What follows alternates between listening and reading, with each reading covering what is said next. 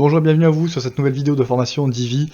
Donc la dernière fois on avait vu justement un petit peu au niveau de la page boutique sur justement comment la personnaliser avec le template. On a vu également justement comment le faire avec donc du coup notre template produit, et justement on s'était dit que hop là, la prochaine étape c'était justement de venir personnaliser cette page, comment dire, ce template justement catégorie.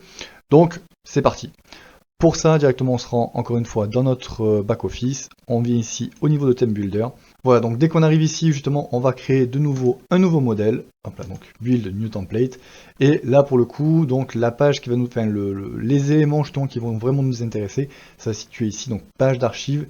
Et juste là, on a toutes les catégories de produits. Donc voilà, c'est vraiment ça, moi, qui m'intéresse. Je crée mon modèle, je crée mon corps. Je vais m'aider justement de ma page boutique. Hop là. Je sauvegarde les changements, et je vais pouvoir justement commencer à personnaliser. Voilà. Donc, j'arrive ici, première chose, alors la boutique sur ça, ça ne... Si vous voulez mettre quelque chose, vous pouvez. Sinon, voilà, pour le coup, effectivement, ça va pas m'intéresser plus que ça. Tac, voilà, je vais changer aussi l'image de fond. Donc, ça sera plus ça, ce sera ça. Voilà. Et effectivement, j'ai plus besoin justement que ce soit du coup un petit peu noirci. Donc je viens ici, au niveau du fond, je vais l'éclaircir. Ouais, l'éclaircir totalement même. Hop là, donc sur ça, je peux complètement l'éclaircir. Ce que je peux même faire justement, c'est à la limite, venir ici, ajouter un séparateur. Tac, en bas, qu'est-ce qu'on peut avoir de sympa? Oui, on peut faire ça. Alors, ça y est. On va donner un petit peu quand même d'harmonie avec le reste. On va faire ça. Je vais faire ça. Et ici, au niveau de la ligne, on va mettre un petit peu plus d'espacement. On va mettre un petit 80. Je dis 80. Voilà. Donc sur ça, on est OK. Ça ne m'intéresse plus. Tac. Oui, là c'est bon. Tac, ce que je vais faire ici, donc latest product, je vais faire catégorie de produits, et tout simplement, justement pour que ce soit dynamique et que ça m'affiche les produits correspondant en fonction de la catégorie que je demande, je vais faire ici justement catégorie actuelle. Catégorie actuelle, hop là, je veux tous les produits. Et trier, on va dire par popularité. Voilà. Tac, est-ce que j'ai plus d'éléments? Oui, dans ces cas-là, j'afficherai une pagination s'il y a lieu d'y en avoir une. Et on est bon. Ok. Donc sur ça, c'est bon. Le reste, on s'en moque. Voilà.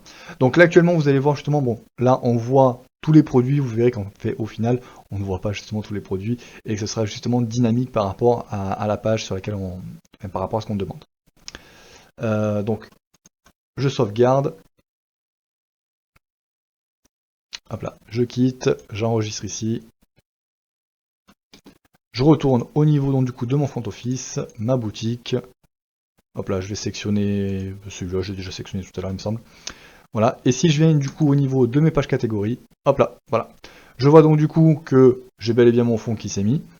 J'ai donc du coup mes quatre articles. Je peux bien entendu justement les trier en fonction de ce que je veux. Voilà, prix croissant par exemple. Voilà, donc là on voit justement ça s'arrange directement. Prix décroissant. Voilà, j'ai mon nombre de résultats affichés, j'ai un petit peu tout ce que je veux. Donc voilà, un affichage justement qui maintenant est un petit peu plus personnalisé par rapport à ce que je souhaite.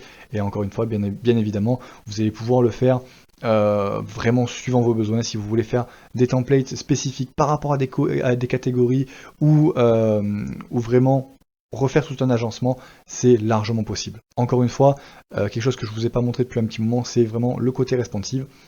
Donc on revient ici. Voilà. On vient ici, et si je regarde, je n'ai encore une fois fait actuellement aucun réglage au niveau du responsive. Je viens ici, je vois que le mode tablette, voilà, il s'aligne, donc j'en ai plus que 2. Et là, voilà, là c'est très bien.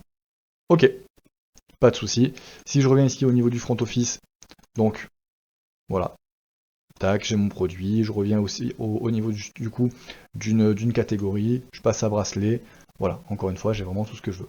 Je reviens au niveau de la boutique, voilà, au niveau de la boutique, si je veux des t-shirts, donc du coup je viens ici, je fais t-shirt, voilà, et là encore une fois j'ai tous mes t-shirts, etc., etc., etc.